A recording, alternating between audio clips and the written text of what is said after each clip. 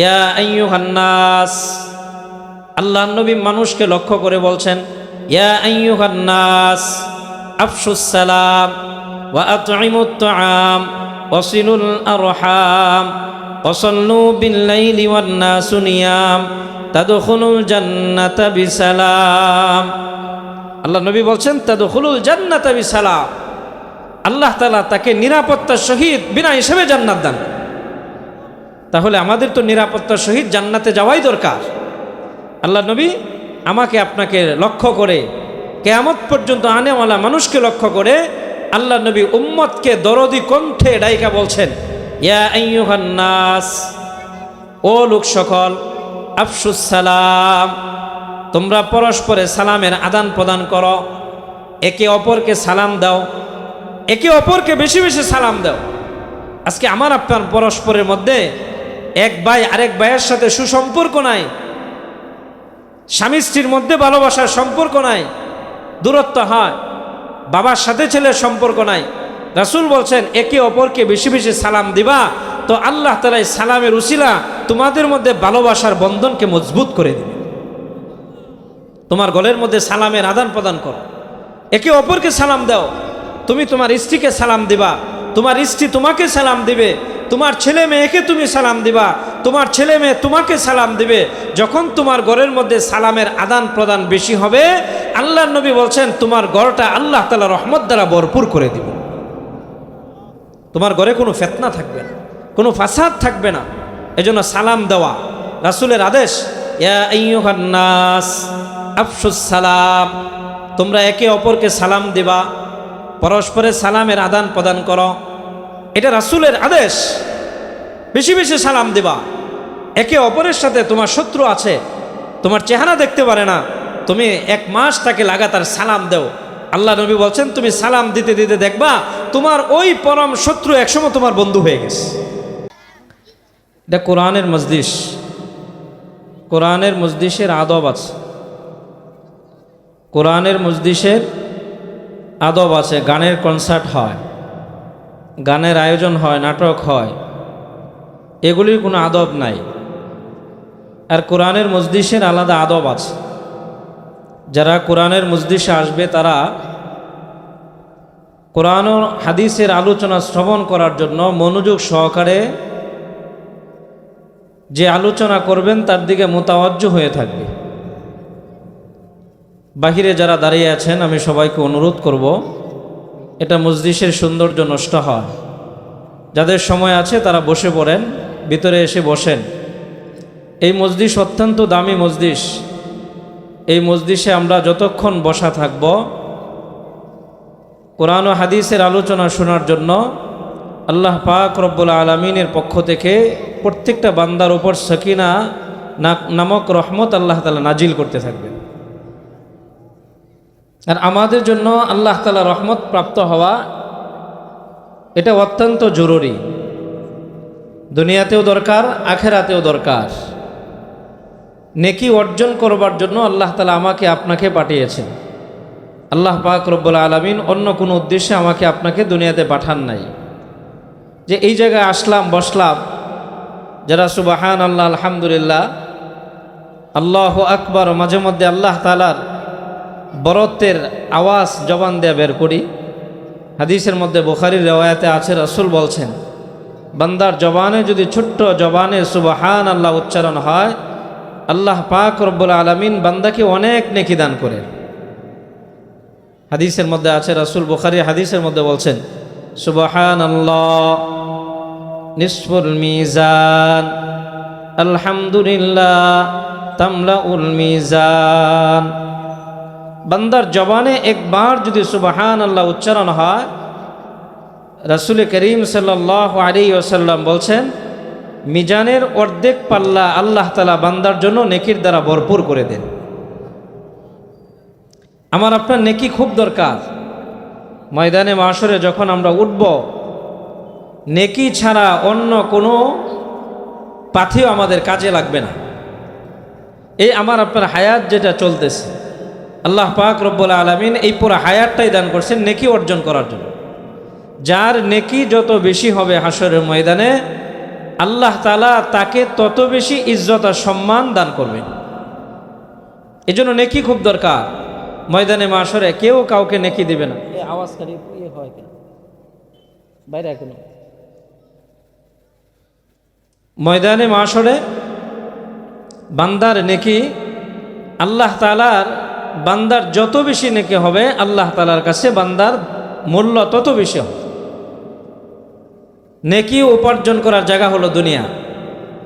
মারা যাওয়ার পরে আর নেকি অর্জন করা যাবে?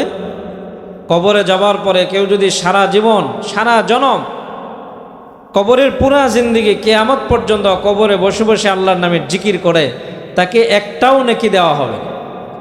আর এই হায়াতে জিন্দিগিতে বান্দা যদি জবানে একবার সুবহানাল্লাহ উচ্চারণ করে, রাসূল বলছেন মিজানের অর্ধেক পাল্লা আল্লাহ তাআলা নেকির দ্বারা ভরপুর করে দেবে। তাহলে সুবহানাল্লাহ বলার দ্বারা একবার বললাম ফায়দা আছে না? অনেক ফায়দা। রাসূল এই জন্য হাদিসে বলছেন সুবহানাল্লাহ নিসফুল মিজান, আলহামদুলিল্লাহ তামলাউল মিজান। বান্দার জবানে একবার যদি সুবহানাল্লাহ উচ্চারিত হয়, মিজানের অর্ধেক পাল্লা আল্লাহ তাআলা নেকির দ্বারা ভরপুর করে দেন। এর মিজানের পাল্লা কতটুক বড়? তরকারি মাপার পাল্লা আছে না? স্বর্ণ মাপারও তো পাল্লা আছে। মিজানের পাল্লা কত বড়? রাসূল করিম সাল্লাল্লাহু আলাইহি ওয়াসাল্লাম বুখারীর আরেক হাদিসের মধ্যে বলছেন মিজানের দুইটা পাল্লা হবে, একটার মধ্যে বান্দার নেকি উঠাবে আল্লাহ তাআলা, আরেকটার মধ্যে বান্দার গুনাহ উঠানো হবে।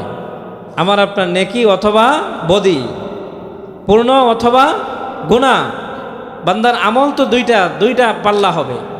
রাসূল করিম সাল্লাল্লাহু আলাইহি ওয়াসাল্লাম বলছেন মিজানের একটা পাল্লার আয়তন হবে 7 তবক জমিন আর 7টা আসমান একত্রিত করার পরে, এই 7 জমিন আর 7 আসমান একত্রিত করে যদি মিজানের পাল্লা দেওয়া হয়, এক পাল্লা দেওয়া হয়, তাহলে এক পাল্লা ভরবে না, অর্ধেক ভরবে আর খালি থাকবে।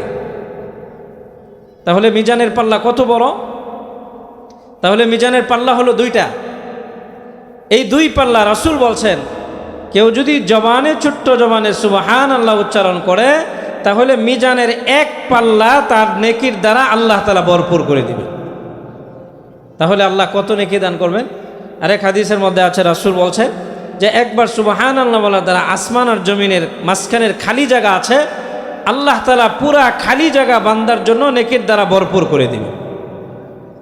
এটা হলো সুবহানাল্লাহ বলার ফায়দা। এজন্য আমার আপনার নেকি হাসরের ময়দানে অনেক বেশি দরকার। আমি আর আপনি হয়তো বুঝতেছি না, দুনিয়ার হায়াত কাটাইতেছি, পরকালীন জীবনে নেকি ছাড়া আর কোনো কিছুই কাজে লাগবে না। আর হাসরের ময়দানে একটা নেকিও তালাশ করে পাওয়া যাবে না যদি দুনিয়ার হায়াতে আমরা উপার্জন না করি। এজন্য আজকের এই মজলিস আমরা কেন আসছি? নেকি উপার্জন কিভাবে করব ওই রাস্তা উলামায়ে কেরাম দেখাবেন, আমরা ওই রাস্তা চলাফেরা করব।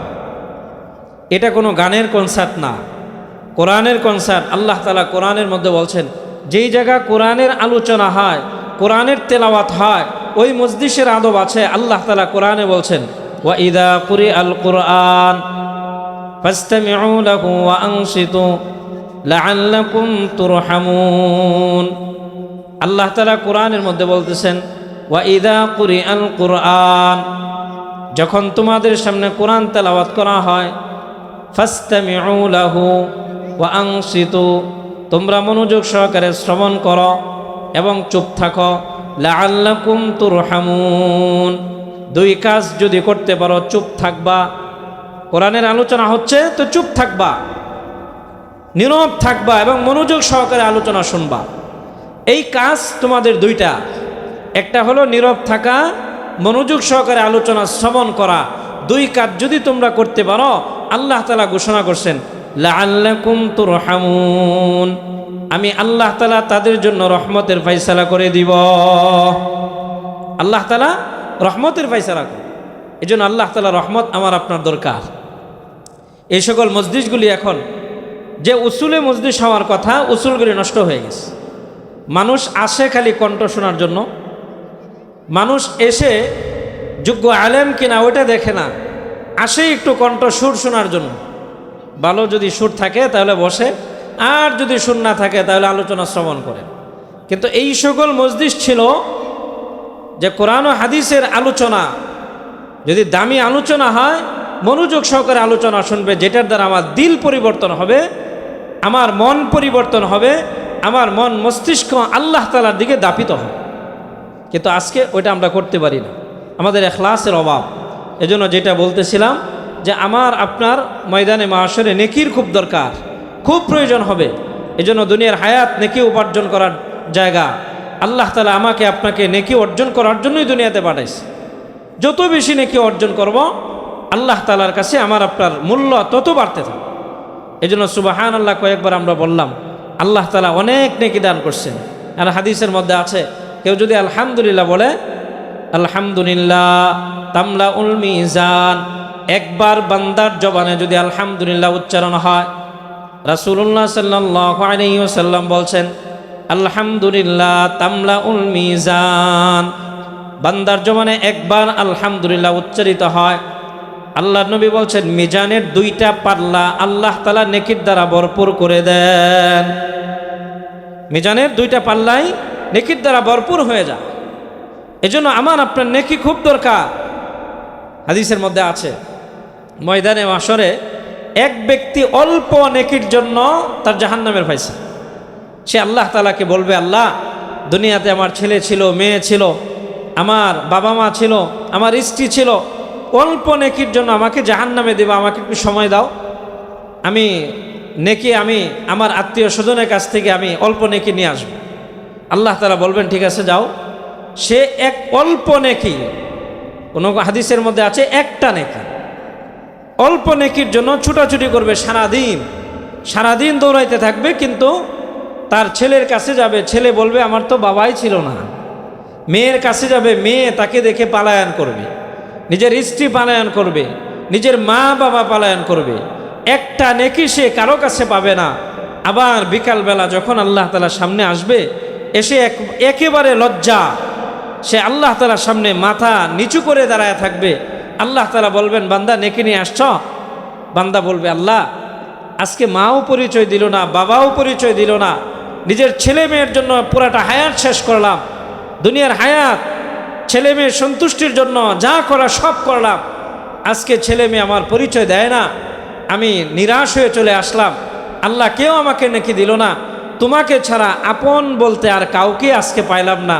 আল্লাহ তাআলা তখন বান্দাকে বলবে, বান্দা তুমি আজকে এই দিনে এসে বুঝতে পারলা আমাকে ছাড়া তোমার আপন আর কেউ নাই, এইটুকুন বোঝার কারণে আমি আল্লাহ তোমাকে মাফ করে দিলাম।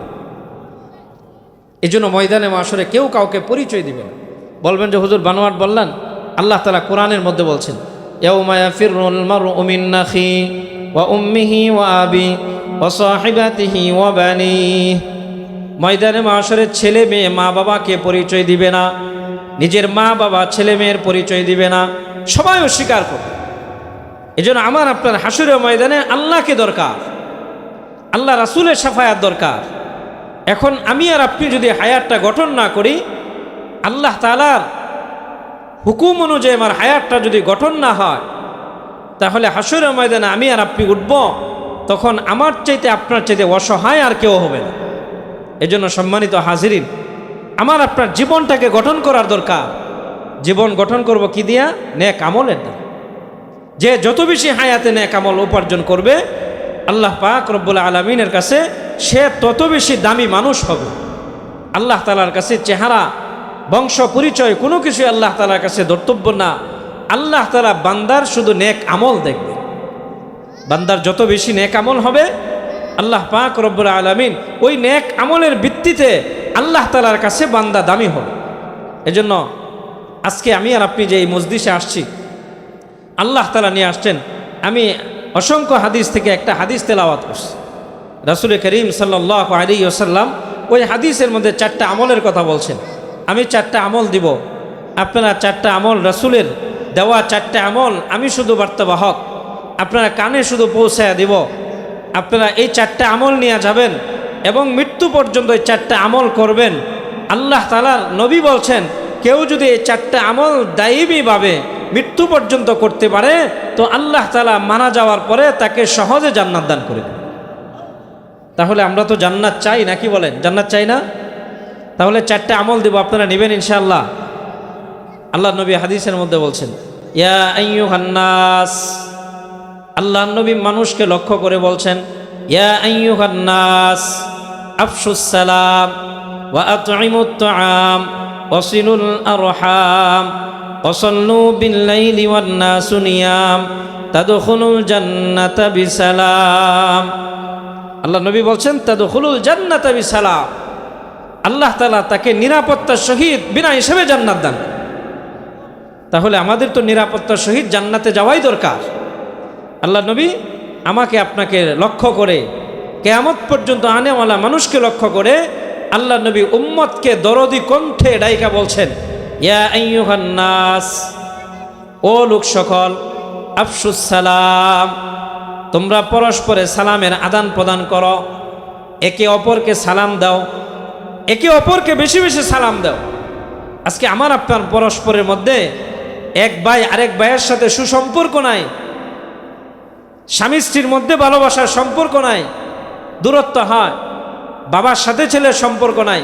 রাসূল বলছেন একে অপরকে বেশি বেশি সালাম দিবা, তো আল্লাহ তাআলা এই সালামের উসিলা তোমাদের মধ্যে ভালোবাসার বন্ধনকে মজবুত করে দিবে। তোমার গলের মধ্যে সালামের আদান প্রদান করো, একে অপরকে সালাম দাও। তুমি তোমার স্ত্রীকে সালাম দিবা, তোমার স্ত্রী তোমাকে সালাম দিবে, তোমার ছেলে মেয়েকে তুমি সালাম দিবা, তোমার ছেলে মেয়ে তোমাকে সালাম দিবে। যখন তোমার ঘরের মধ্যে সালামের আদান প্রদান বেশি হবে, আল্লাহর নবী বলছেন তোমার ঘরটা আল্লাহ তাআলা রহমত দ্বারা ভরপুর করে দিবে। তোমার ঘরে কোনো ফিতনা থাকবে না, কোনো ফাসাদ থাকবে না। এজন্য সালাম দেওয়া রাসূলের আদেশ, ইয়া আইয়ুহান নাস আফশুস সালাম, তোমরা একে অপরকে সালাম দিবা, পরস্পরের সালামের আদান প্রদান করো, এটা রাসূলের আদেশ। বেশি বেশি সালাম দিবা। একে অপরের সাথে তোমার শত্রু আছে, তোমার চেহারা দেখতে পারে না, তুমি 1 মাস তাকে লাগাতার সালাম দাও। আল্লাহ নবী বলছেন তুমি সালাম দিতে দিতে দেখবা তোমার ওই পরম শত্রু একসময় তোমার বন্ধু হয়ে গেছে। আল্লাহ নবী হাদিসের মধ্যে বলছেন সালামের ফায়দা, কেউ যদি আগে আগে সালাম দেয়, বেশি বেশি সালাম দেয়, তাহলে আল্লাহ তাআলা সবচাইতে বড় নিয়ামত যেটা দান করবেন, মৃত্যুর সময় আল্লাহ তাআলা ওই বান্দাকে কালিমা নসিব করে দিবেন। আল্লাহ তাআলা তাকে কালিমা নসিব করে দিবেন, সে কালিমা পড়বে, আল্লাহ তাআলা তাকে কালিমা নসিব করবেন, কালিমা পড়ে সে ইন্তিকাল করতে। এজন্য সম্মানিত হাজিরিন, এটা রাসূলের দেওয়া আমল যে আমি আর আপনি সালামের আদান প্রদান করব, একে অপরকে সালাম দেব। এটা 1 নম্বর। ইয়া আইয়ুহান নাস আফশুস সালাম, তোমরা একে অপরকে সালাম দিবা। অশুদ্ধ সালাম না, আসসালামু আলাইকুম না। আজকে তো আমরা সালাম শুদ্ধ করে দিতে পারি না, বড় আফসোস। এটা মুসলমান সালাম দিতে পারে না, আসসালামু আলাইকুম বলে। আসসালামু আলাইকুম কোনো সালাম না। সালামের অর্থ হলো ভাইয়ের জন্য দোয়া করা, আল্লাহ তোমার উপর রহমতের ফয়সালা করো।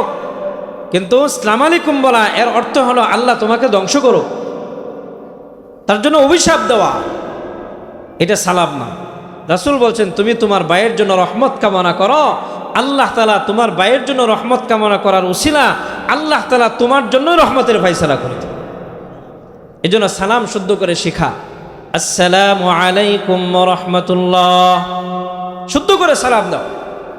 আসসালামু আলাইকুম ওয়া রাহমাতুল্লাহ। রাসূলের কাছে এক সাহাবী আসছেন, এসে বলছেন আসসালামু আলাইকুম। রাসূল বলছেন ওয়া আলাইকুমুস সালাম। 10। একটু পরে আরেক সাহাবী আসছেন, এসে বলছেন আসসালামু আলাইকুম ওয়া রাহমাতুল্লাহ। রাসূল বলছেন ওয়া আলাইকুমুস সালাম ওয়া রাহমাতুল্লাহ। 20। একটু পরে আরেক সাহাবী আসছেন, এসে বলছেন আসসালামু আলাইকুম ওয়া রাহমাতুল্লাহি ওয়া বারাকাতুহু। রাসূল বলছেন ওয়া আলাইকুমুস সালাম ওয়া রাহমাতুল্লাহি ওয়া বারাকাতুহু। 30। সাহাবায়ে কেরাম বলছেন ইয়া রাসূলুল্লাহ, বুঝতে পারলাম না। সাহাবী আসলো, সালাম দিল, আর সালামের উত্তর দিলেন, বললেন 10। একটু পরে আরেক সাহাবী আসলো, সালাম দিল, সালামের উত্তর দিলেন, বললেন 20। একটু পরে আরেক সাহাবী আসলো, সালাম দেওয়ার পরে সালামের উত্তর দিলেন, বললেন 30। এ রাসূলুল্লাহ, এটার অর্থ বুঝতে পারি নাই। আল্লাহ নবী বলছেন শুদ্ধ করে কেউ যদি সালাম দেয়, আসসালামু আলাইকুম এইটুকুন শব্দ উচ্চারণ করে যে সালাম দিল, আল্লাহ তাআলা তার আমল নামা 10টা নেকি দান করে। আর সালামের শব্দ যদি বাড়া, আসসালামু আলাইকুম ওয়া রাহমাতুল্লাহ। রাসূল বলছেন তার আমল নামা আল্লাহ তাআলা নেকি দান করেন 20টা। কয়টা নেকি? 20টা। আর যদি পরিপূর্ণ সালামের শব্দগুলি বলে আসসালামু আলাইকুম ওয়া রাহমাতুল্লাহি ওয়া বারাকাতুহু, এটুকুন সালাম যদি কেউ এক ভাই আরেক ভাইকে প্রদান করে, আল্লাহ নবী বলছেন তার আমল নামা আল্লাহ তাআলা 30টা নেকি দান করে দেন। কয়টা নেকি হয়? 30টা। দৈনিক যদি 20 জনকে সালাম দেন নেকি কত হবে? আল্লাহ তাআলা দুনিয়াতে কেন পাঠাইছেন আমাকে আপনাকে? নেকি অর্জন করা। নেকি অর্জন করা কি সহজ না কঠিন? আপনারা কি বলেন? সহজ তরিকা বলে দিলাম। এটা হলো 1 নম্বর আমল বললাম। আরও 3টা আমল বলেই আমার আলোচনা শেষ করব সংক্ষিপ্তভাবে। 1 নম্বর বললাম সালাম। আজকে থেকে আমরা একে অপরকে কারো সালাম চাবো না, নিজে সালাম দিব। আমি কারো কাছে সালাম কামনা করব না, আমি সালাম দিব। আমার ঘরে যদি আমি সালামের আদান প্রদান করি তো আল্লাহ পাক রব্বুল আলামিন আমার ঘর থেকে সমস্ত ফিতনা দূর করবেন। কিতাবের মধ্যে ঘটনা আছে, কেউ যদি ঘরওয়ালা বাহিরওয়ালা সালাম দেয়, ঘরের মধ্যে সালামের আদান প্রদান বেশি হয়। তাফসীরের কিতাবের মধ্যে আছে আল্লাহ তাআলা ওই ঘরের সামনে, দেখেন না বাড়ি বানানোর পরে বাড়ির সামনে লেখা মা বিলা, সাগর বিলা লেখা থাকে না? যেই ঘরে সালামের আদান প্রদান বেশি হয়, রাসূল বলছেন ওই ঘরের সামনে আল্লাহ তাআলা কুদরতিভাবে একটা সাইনবোর্ড টানায় দেয়। ওই সাইনবোর্ডে লেখা থাকে বাইতুল হামদ, এটা আমার প্রশংসার ঘর। আমার আপনার ঘরে যদি সালামের আদান প্রদান বেশি হয় তাহলে ঘরের মধ্যে সাইনবোর্ড লাগাইবেন কুদরতিভাবে কে? আল্লাহ। বাইতুল হামদ, এটা আমার প্রশংসার ঘর। এটা সদা সর্বদা আল্লাহর প্রশংসা হয়। যদি আল্লাহ তাআলা আমার ঘরের সামনে আল্লাহর প্রশংসা ঘর হিসাবে সাইনবোর্ড টানায় দেয়, তাহলে আমার ঘরে কোনো ফিতনা ফাসাদ, চোর ডাকাত বদমাশ এসে আমার ঘরের উপর আক্রমণ করবে এমন ক্ষমতা কারো আছে? আল্লাহ আমার ঘর হেফাজত। এটা 1 নম্বর সংক্ষিপ্তভাবে বললাম। রাসূল 4টা আমলের কথা বলছেন। ইয়া আইয়ুহান নাস আফশুস সালাম, তোমরা পরস্পরে সালামের আদান প্রদান করো। ওয়া আতঈমুত তুআম, 2 নম্বর আমল হলো ক্ষুধার্তকে খাবার খাওয়াও। তোমার এলাকার গরিব মিসকিন যারা খাইতে পারে না তাদেরকে খাবার খাওয়াবা। ওয়া আতঈমুত তুআম ওয়াসিলুল আরহাম, 3 নম্বর আমল হলো আত্মীয়তার সম্পর্ক বজায়কারী হও। তুমি কোনো আত্মীয়র সাথে সম্পর্ক ছিন্ন করবে না। তোমার কোনো আত্মীয়র সাথে সম্পর্ক যদি ছিন্নকারী হও তাহলে আল্লাহর সাথে তোমার সম্পর্ক ছিন্ন হয়ে যাবে। এজন্য এটা আল্লাহ নবীর আদেশ, রাসূলের হাদিস, সহিহ রাওয়ায়াত হাদিস। ওয়া আতঈমুত তুআম, তুমি তোমার ওয়াসিলুল আরহাম, তুমি তোমার আত্মীয়দের সাথে সুসম্পর্ক রাখো। তোমার কোনো আত্মীয়র সাথে সম্পর্ক নষ্টকারী হবে না। তোমার আত্মীয়র সাথে তোমার যদি সম্পর্ক নষ্ট হয় তাহলে তুমি ইবাদত করেও ময়দানে মাশরে আল্লাহ তাআলা তোমাকে জাহান্নামে নিক্ষেপ করবে। এজন্য আত্মীয়তার সম্পর্ক ছিন্ন না করা। আমার আপনার নবী কোনোদিন কারোর সাথে আত্মীয়তার সম্পর্ক ছিন্ন করে না। এটা রাসূলের অন্যতম এক গুণ ছিল। আজকে তো আমার সাথে আপনার সাথে ভাইয়ের সাথে সম্পর্ক ছিন্ন, মার সাথে ছেলের সম্পর্ক ছিন্ন, বাবার সাথে ছেলের সম্পর্ক ছিন্ন, নিজের শ্বশুরের সাথে সম্পর্ক ছিন্ন, নিজের শাশুড়ির সাথে সম্পর্ক ছিন্ন, প্রতিবেশীর সাথে সম্পর্ক ছিন্ন। আল্লাহ বলছেন তুমি তোমার আত্মীয়ের সাথে সম্পর্ক ছিন্ন করলা, সাথে সাথে আমার সাথেও তোমার সম্পর্ক ছিন্ন হয়ে গেছে। এই জন্য সম্মানিত হাজিরিন, আল্লাহ তাআলা 3টা আমল বললাম, আপনারা মনোযোগ সহকারে শোনেন। 1 নম্বর পরস্পরে সালাম দেওয়া, 2 নম্বর ক্ষুধার্তকে খাবার খাওয়ানো, 3 নম্বর বললাম আত্মীয়তার সম্পর্ক বজায় রাখা। 4র্থ নম্বর আমার রাসূল বলছেন ওয়াসিলুল আরহাম ওয়াসাল্লু বিল্লাইলি ওয়ান নাসু নিয়াম। 4র্থ নম্বর আমল হলো দুনিয়ার মানুষ যখন ঘুমন্ত থাকে তখন তুমি শেষ রাতে উঠে তুমি 2 রাকাত তাহাজ্জুদের নামাজ আদায়কারী হও। তুমি তাহাজ্জুদ গুজার হও। তুমি শেষ রাতে কি করো? তাহাজ্জুদ নামাজ আদায় করো। ফরজ নামাজ না পড়ে তাহাজ্জুদ পড়া যায়? ফরজ হলো ফরজ 5 ওয়াক্ত। এরপরে ফরজের পরে সবচেয়ে উত্তম নফল ইবাদতের মধ্যে, নফল নামাজের মধ্যে সবচেয়ে উত্তম নামাজ হলো তাহাজ্জুদ নামাজ। কেউ যদি আল্লাহওয়ালা হতে চায় তাহলে তাহাজ্জুদ নামাজ পড়া। কেননা ওই সময় আল্লাহ তাআলা সামায়ে আসমানে চলে আসে। তাহাজ্জুদের সময় আল্লাহ তাআলা প্রথম আকাশে চলে আসে। প্রথম আকাশে আইসা প্রত্যেকটা বান্দাকে নাম ধরে ধরে ডাকতে থাকে। আলা মিন মুস্তাগফিরিন ফাগফির লা আলা মিন মুস্তারজিকিন ফাআরযুকুলা, কে আছো তোমার রিজিকের অভাব আমার কাছে চাও, কে আছো তোমার পেরেশানি আমার কাছে বলো। শ্রেষ্ঠত্বে আমার কাছে তুমি 2 রাকাত নামাজ পড়ে তোমার হাজত পেশ করবা। আমি আসছি তোমার হাজত পূরণ করার জন্য। অনেক অসুস্থ, সুস্থ হও না, আমার কাছে বলো। ডাক্তার তোমাকে চিকিৎসা দিয়ে সুস্থ করতে পারে না, আমাকে বলবা, আর আমি আল্লাহ সেকেন্ডের মধ্যে তোমাকে ভালো করব। এই জন্য শ্রেষ্ঠত্বে কি পড়া? তাহাজ্জুদ। রাসূলের দেওয়া 4টা আমল আপনাদেরকে দিলাম। রাসূলই সুসংবাদ দিছেন, ইয়া আইয়ুহান নাস আফশুস সালাম, তোমরা পরস্পরে সালামের আদান প্রদান করো। ওয়া আতঈমুত তুআম, ক্ষুধার্তকে খাবার খাওয়াবা। ওয়াসিলুল আরহাম, আত্মীয়তার সম্পর্ক বজায়কারী হবা। ওয়াসাল্লু বিল্লাইলি ওয়ান নাসু নিয়াম, রাত্রের বেলা গভীরে তাহাজ্জুদ নামাজ পড়বা। 4 কাজ যদি করতে পারো, তাদখুলুল জান্নাতা বিসালাম। রাসূল বলছেন আল্লাহ তাআলা তোমার মৃত্যুর পরে আসানির সহিত, নিরাপত্তার সহিত তোমাকে জান্নাত দান করে দিবেন। আল্লাহ তাআলা জান্নাত দান। রাসূলের এই 4টা আমল আল্লাহ তাআলা আমাকেও করার তৌফিক দান করুক। আমার সামনে যারা আলোচনা শুনলেন, মাইকের আওয়াজ যতটুকু দূরে গেছে মা বোনরা শুনছেন, আল্লাহ তাআলা সকলকে এই 4টা আমল দায়মি করার তৌফিক দান করুক। আমি যে আয়াত তেলাওয়াত করছিলাম, আয়াতের দিকে যাওয়ার কোনো সুযোগই নাই, সময়ই হলো না। আল্লাহ তাআলা যদি অন্য কোনো সময় সুযোগ করেন ইনশাআল্লাহ আলোচনা করব। আমার জন্য দোয়া চাই, দোয়া করবেন, আমি সকলের জন্য দোয়া করি। ওয়া আখিরু দাওয়ানা আলহামদুলিল্লাহি রাব্বিল আলামিন। আসসালামু আলাইকুম ওয়া রাহমাতুল্লাহ।